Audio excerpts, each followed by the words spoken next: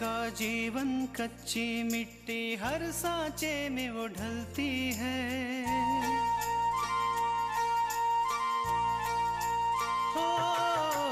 उसका जीवन कच्ची मिट्टी हर सांचे में वो ढलती है।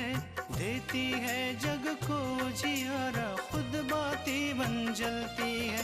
अपनों के नाम वो कर जाती है। हो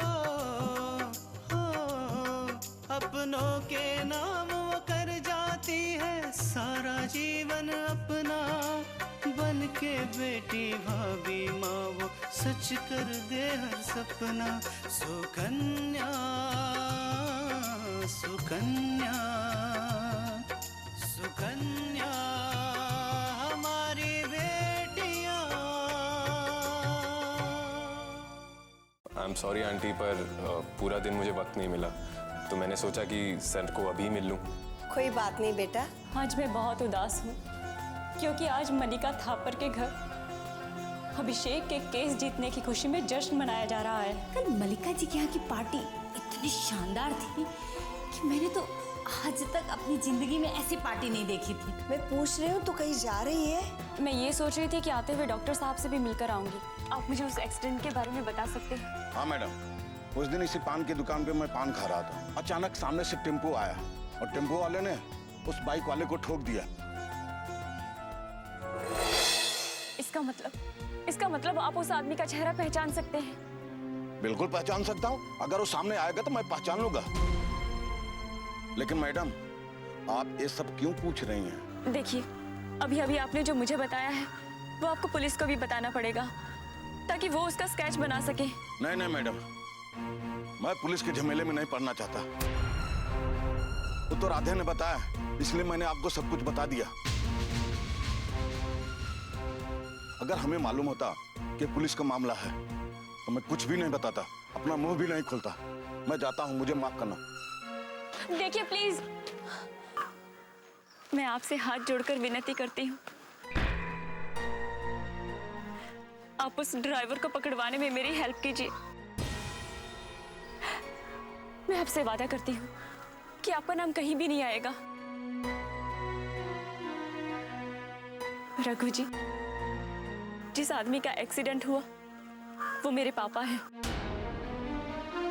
जिन्होंने हमेशा सच्चाई और न्याय के साथ अपनी जिंदगी जी है। और उस दिन जब मेरे पापा किसी और के लिए सच की लड़ाई लड़ने जा रहे थे तो वो लोग जो उनके खिलाफ थे उन्होंने उनका एक्सीडेंट करवा दिया।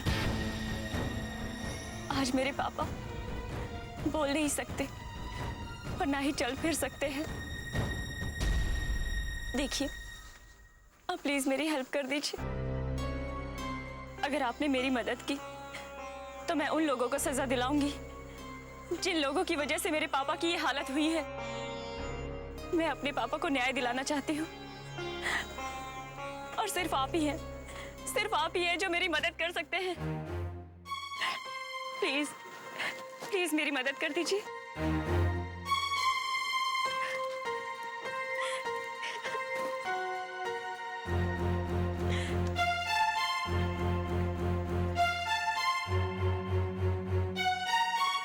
कोई बात नहीं, अगर आपकी अंतरात्मा ये कहती है कि आप मेरी मदद ना करें, मैं आप पे कोई दबाव नहीं डालूंगी।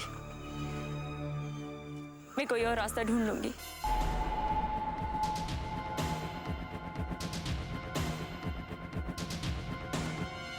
रुकिए मैडम, मैं आपको सब बताता हूं। आपने हमारी आंखें खोल दी। हमारे भी बच्चे हैं। भगवान न करे कल हमारे साथ ऐसी कुछ दुर्घटना हो जाए तो हमारी मदद करने कोई नहीं आएगा। मैं आपके साथ चलूंगा मैडम, और जो कुछ भी हमने देखा है सब पुलिस को साफ साफ बता दूंगा।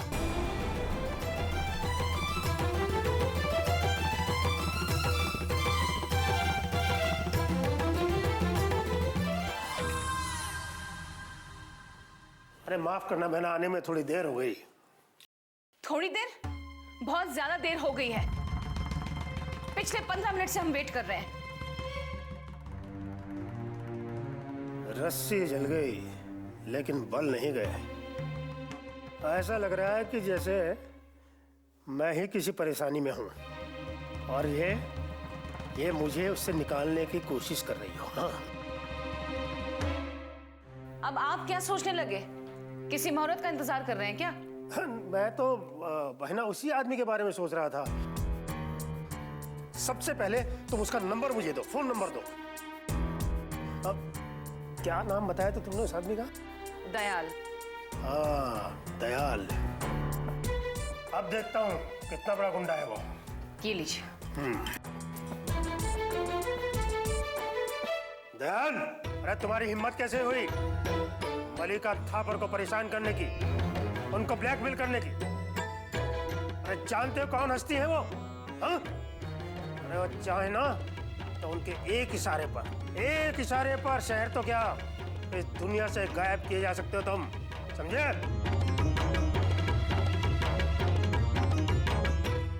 अच्छा, हमसे पूछ रहे हो? हम कौन बोल रहे हैं? अरे हम मलिका थापर के बड़के भैया बोल रहे हैं। और हम वो भाई हैं जो बहन के लिए अपनी जान भी दे सकते हैं, समझे? अरे हाँ, मानते हैं तुमको एक काम करने के लिए कहा गया था, लेकिन बाद में काम करने के लिए मना भी तो किया गया था ना। अरे भाई, हमारे तुम्हारे बीच में पुलिस कहां से आ गई? हाँ?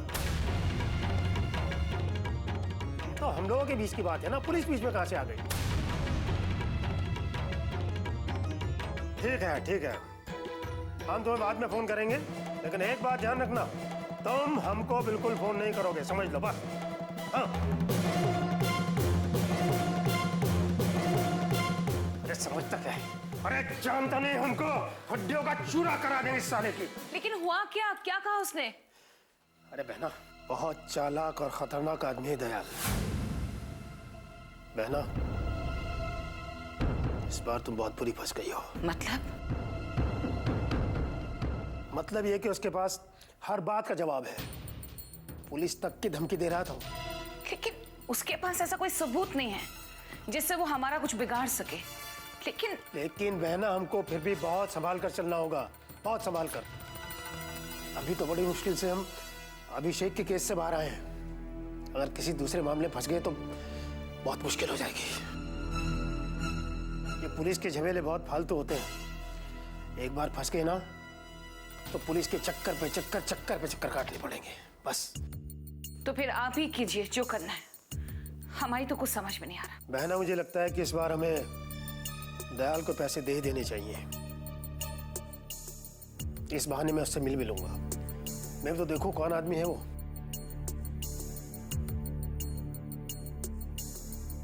फिक्र मत कर बहना,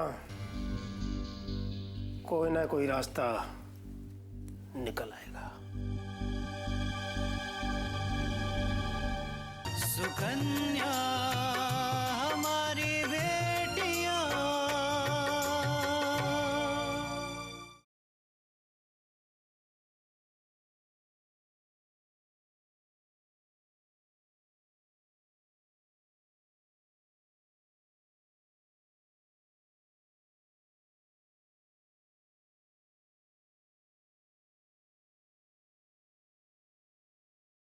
सुकन्या हमारी बेटियां।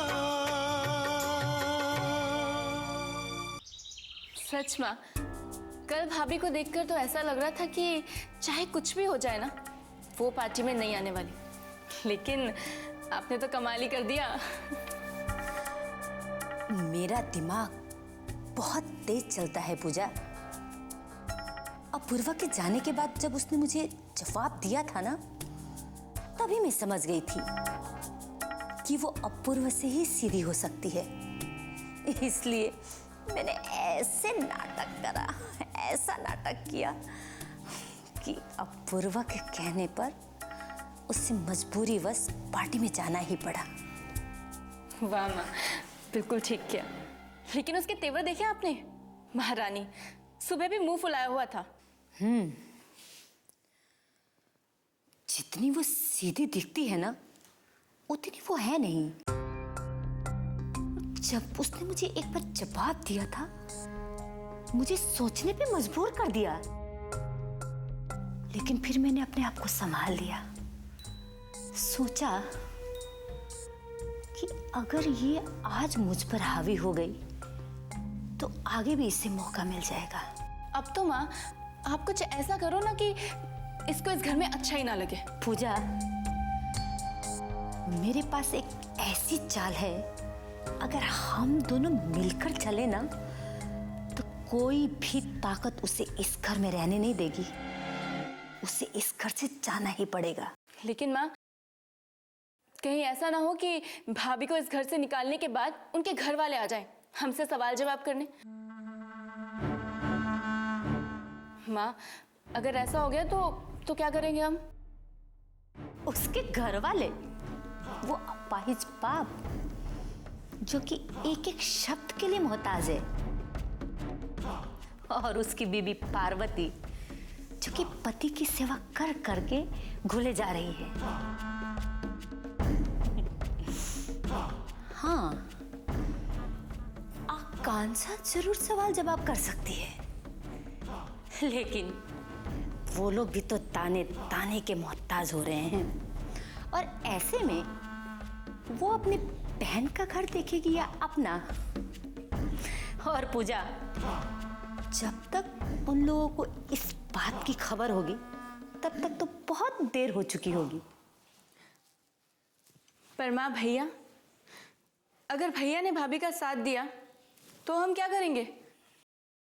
मेरे पास ऐसी प्लान है जिसमें अपूर्वा खुद उसे धक्का दे के घर से बाहर करेगा, और जिस अपूर्वा पे उसे इतना विश्वास है वो उस विश्वास को खुद तोड़ेगा।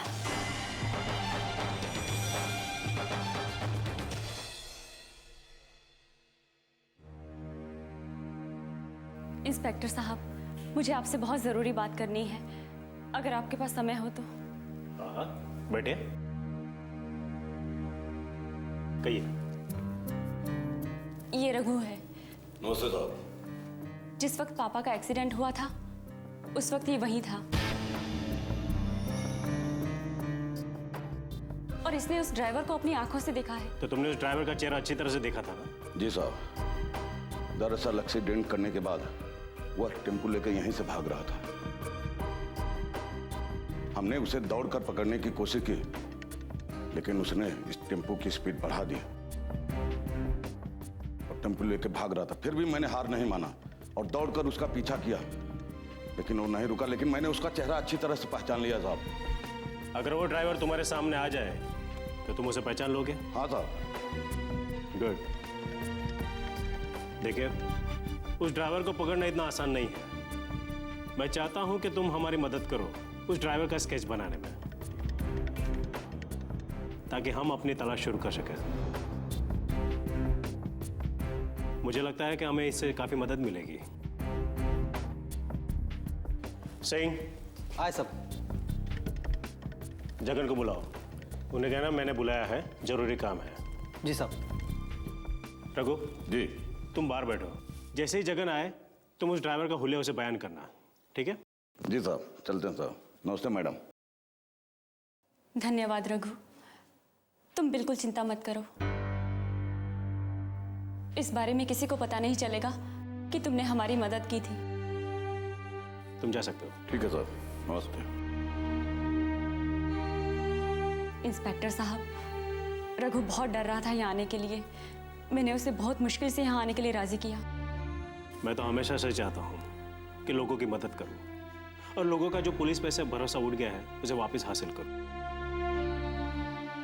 लेकिन कुछ भ्रष्ट ऑफिसर के कारण आम आदमी का पुलिस पे से भरोसा ही उठ गया है। लेकिन वाकई आकांक्षा, तुमने बड़ी हिम्मत का काम किया है। अकेले जाके ही पूरा सबूत ढूंढ लाई। हाँ इंस्पेक्टर साहब, ये हिम्मत मुझे अपने पापा से मिली है, और मैं गुनहगारों का पता लगा के रहूंगी। मैं इस बात का पता करके रहूंगी कि मेरे पापा के एक्सीडेंट के पीछे आखिर किसका हाथ था। बहुत जल्द पता चल जाएगा आकांक्षा। बस एक बार उस ड्राइवर का स्केच बन जाने दो और सारे शहर में उसके पोस्टर लग जाने दो।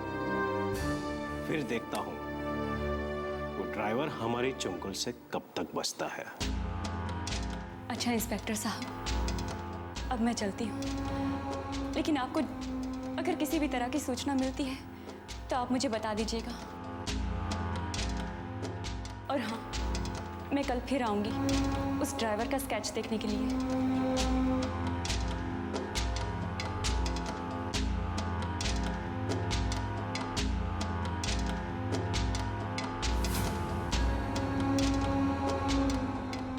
सुकन्या हमारी बेटियां।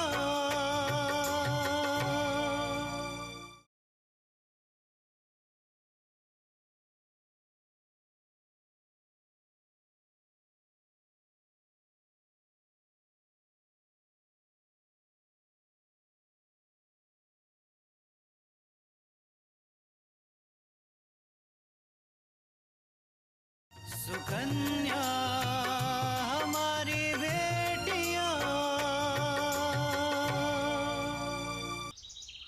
नयन नीरु हटि मंगल जानी, परिछनी करही मुदित मन रानी। माँ जी, आज मूंग की दाल बना रही हूँ खाने में, इन्हें बहुत पसंद है। आप भी खाएंगी ना? हाँ बहू, मुझे तो कुछ भी चलेगा। हाँ, लेकिन साथ में छाछ भी बना लेना। दीपक को छाछ बहुत अच्छी लगती है ना? जी माँ जी। देखो तो बहू, कौन आया है? जी।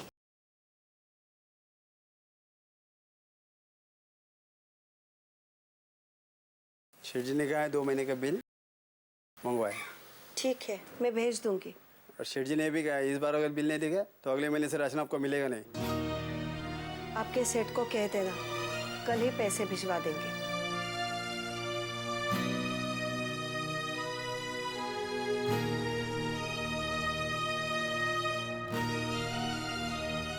क्या हुआ बहू? क्या कह रहा था राशन वाला?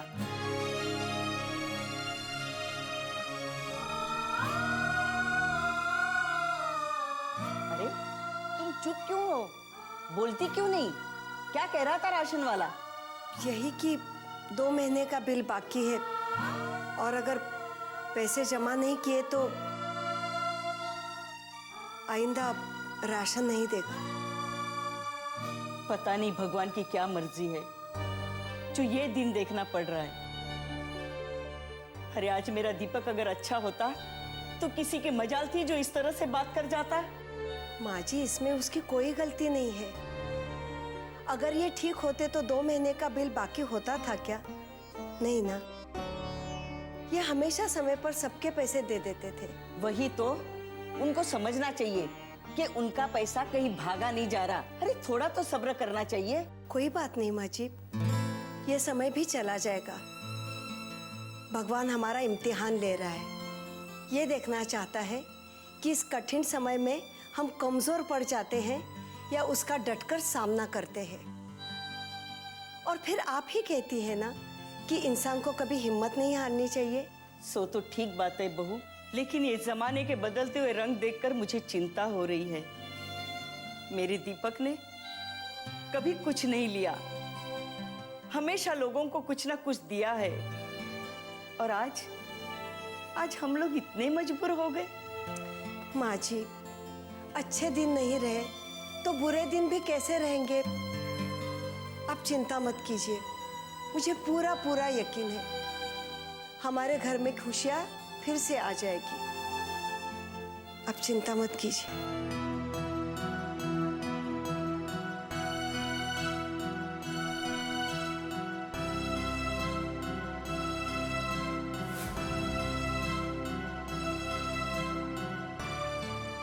सुकन्या हमारी बेटियां।